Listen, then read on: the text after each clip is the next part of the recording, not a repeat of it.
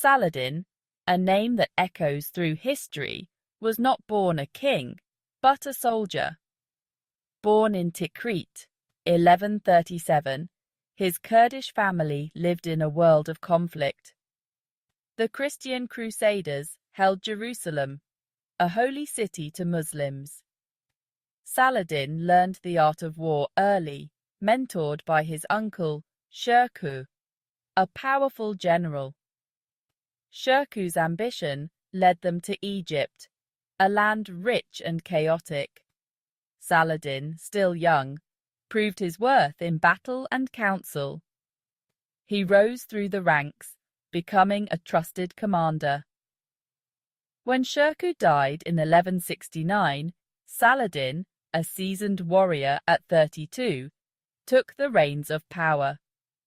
He was shrewd and ambitious, but his gaze went beyond personal gain. He saw a fragmented Muslim world, ripe for unification. Egypt, under Saladin, became a stronghold of Islamic strength. He reformed the army and the economy, building a power base to challenge the Crusaders. He was not driven by fanaticism, but by a deep faith and a belief in a united Muslim world. His reputation as a just and courageous leader spread, drawing scholars and warriors to his cause. Saladin's vision extended beyond Egypt. He dreamed of uniting the Muslim world, fragmented by internal strife and threatened by the Crusaders. He campaigned tirelessly, his banner a rallying point for those who yearned for strong leadership. He understood that to defeat the Crusaders, he needed to unite the Muslims first. He forged alliances, using diplomacy as effectively as his sword. One by one, Muslim rulers in Syria, Mosul, and even parts of Anatolia pledged their allegiance to Saladin. He offered them not subjugation, but unity under a common banner. His charisma and sincerity won over many who had long resisted such alliances. By 1187, Saladin had achieved what many thought impossible. He united the Muslim world from Egypt to the Euphrates. He stood as the undisputed leader of Islam, a position earned through military prowess and political acumen. He was ready to confront the greatest threat to his people, the Crusader kingdom of Jerusalem.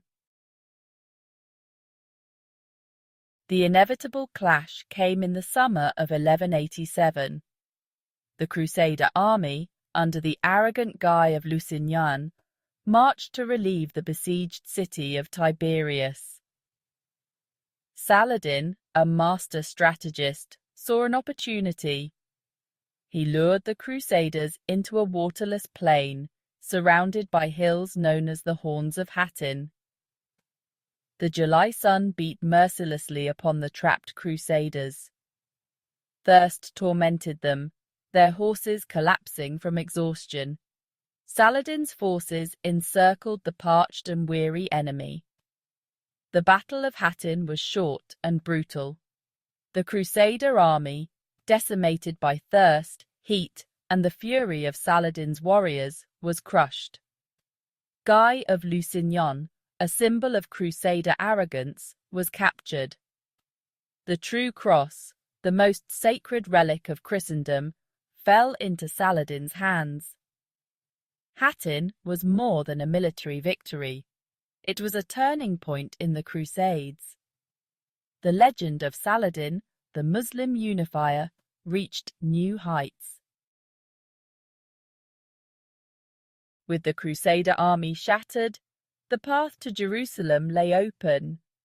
Saladin approached the holy city, its imposing walls a testament to years of Crusader rule. He had waited years for this moment, but he was not driven by a lust for revenge. He offered the citizens of Jerusalem a chance to surrender peacefully. He promised them their lives and freedom in exchange for a ransom. When they refused, he laid siege to the city. After 2 weeks, the defenders, demoralized and outnumbered, surrendered.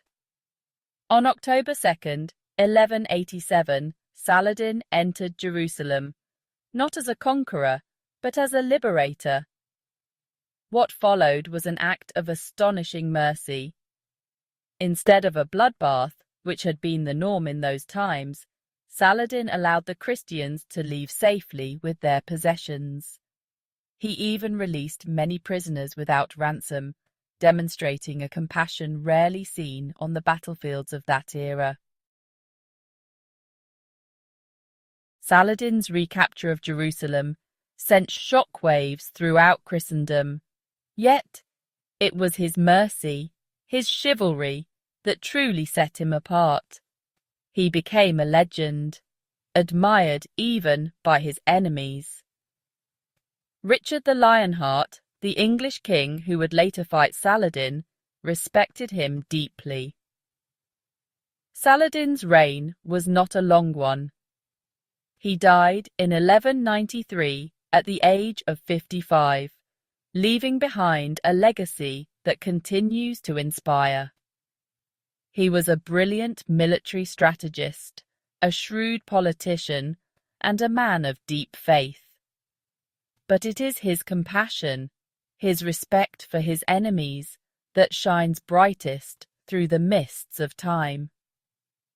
Saladin's story reminds us that even in the midst of conflict, even with the weight of history on our shoulders, we can choose compassion. We can choose to see our enemies as human beings, deserving of respect and dignity.